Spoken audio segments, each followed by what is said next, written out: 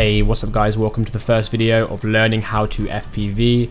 These are going to be vlog style videos where I track my progression of FPV droning. In today's episode I'm going to be showing you my setup and my first ever flight. Hope you guys enjoy the video. It's definitely a step up from gaming. Let's get into it.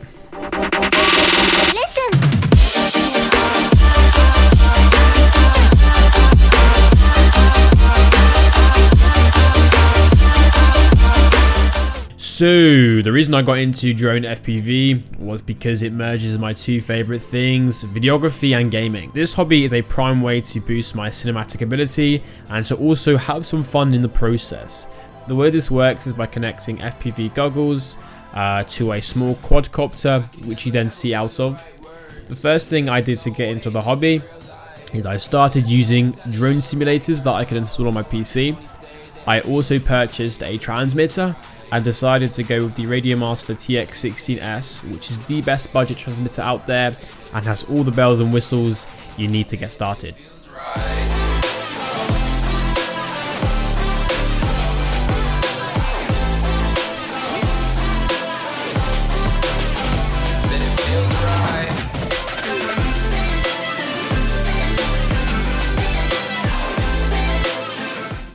So after spending some time in the simulator and getting used to the inputs, it was finally time to progress to my small indoor quadcopter. This is the Emax Nanohawk, and it's a very small drone which is meant to be flown indoors. I was just getting used to acro mode, which is the non-stabilized version of the quad. Here is the DVR footage from my goggles from my Fat Shark Scout FPV goggles with the Cherry FPV antennas.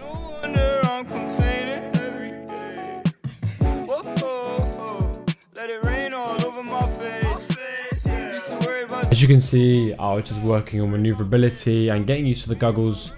Obviously, because it's analog, it's not digital. It takes some getting used to.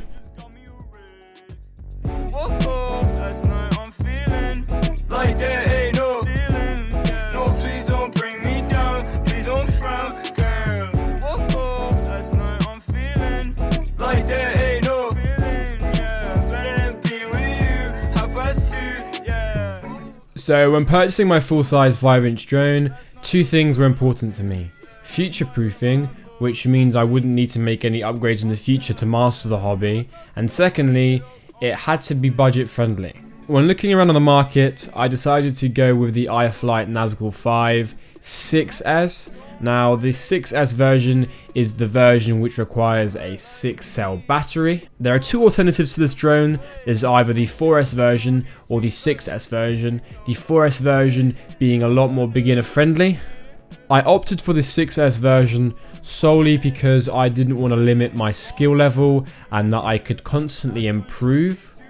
Although it's not the beginner version, a lot of the pros use it, and the 6-cell battery means it's a lot more responsive, higher speeds and better acceleration. The battery that these drones require are the 1300 milliamp 6-cell LiPo batteries. These are pretty pricey, they're about £20 each. As you'll see later on in the vlogs, I've actually broken 3 of these, so at the moment I've got 4 functioning ones as opposed to 7 functioning ones. Let me just show you my drone. It has got neon propellers. I've actually changed the VTX antenna with the Rush FPV antenna because there was a lot of interference in my goggles. The carbon fiber X-frame means the build quality is really good, really good durability. I've actually crashed this a couple of times now. Everything does seem to still be in one piece. It's a bind and fly, meaning everything's ready out of the box. Without any further ado guys, let's get into the vlogs. This is going to be vlog number 1. This is the first time I ever fly this. Hope you guys enjoy. And I bet I regret this in a decade. This is the way I live. Young boy still pushing big whips. Give money, lay low and chill. So trill, so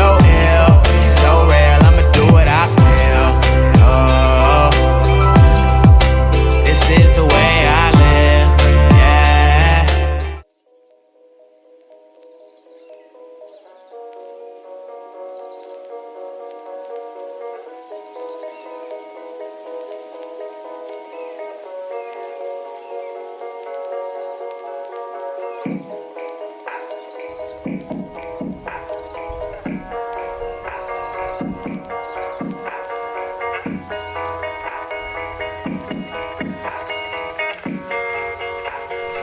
guys, welcome inside my goggles. Right now you're going to be seeing everything I was seeing the first time I flew this drone. Right now just flying on a nice bit of runway, a nice, grassy runway. Right now you are seeing the analog FPV feed in my goggles. The advantage of analog over most digital systems is improved latency, and obviously you're going to be seeing things in real time. Right now guys, just getting used to all 4 inputs. It's a lot more different than the simulator, a lot more wobbly, and I was also surprised at how responsive all the inputs were. Just turning around using a bit of yaw and roll here guys. Yaw being left stick horizontal movement, and roll being right stick horizontal movement as well here guys.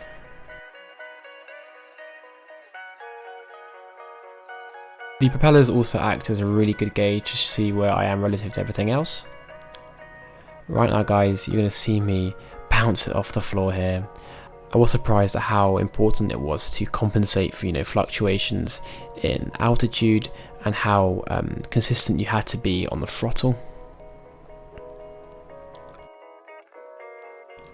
Just getting used to pitch right now. One thing I did realise was my FPV camera angle was wrong, so whenever I were to pitch forward and go forward, my camera wasn't accommodating the fact that I couldn't see where I was going. So right now guys, you can see a lot of static and interference in the DVR feed. This is because I had not replaced my VTX antenna at this point, which I'm now using. Obviously I'm now using the Cherry FPV antennas. Just turning around, going around in circles, and what you're about to see guys is me being maybe a bit too brave and a bit too bold. I actually test out the, we call it a rip, which means you test out how throttle at close to 100%. I didn't quite go to 100%, but I do go to about 100% here guys, and the 6S battery is definitely a beast. Unfortunately the range meant that I'd actually lost connection and it had come hurtling to the ground. Fortunately, the way these drones are built, the combination of the 3D printed parts and the carbon fiber frame means that no damage was caused, although we did find out that a battery was on fire, which could have been a cause of that, which could have been a cause of the drone losing connection.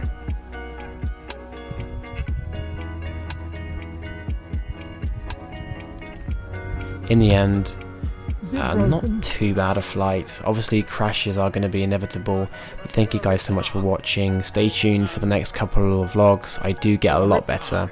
See you guys soon.